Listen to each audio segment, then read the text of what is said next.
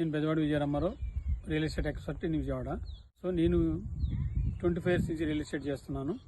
ఇప్పుడు మనం విజయవాడలోని కొండపల్లి ఐకాన్ బ్రిడ్జికి నియరెస్ట్లో NH30 డైరెక్ట్ NH30కి సమీపంలో ఉన్న కొండపల్లి BBG విలాస్ ఎస్టేట్ సైట్లో ఉన్నాము.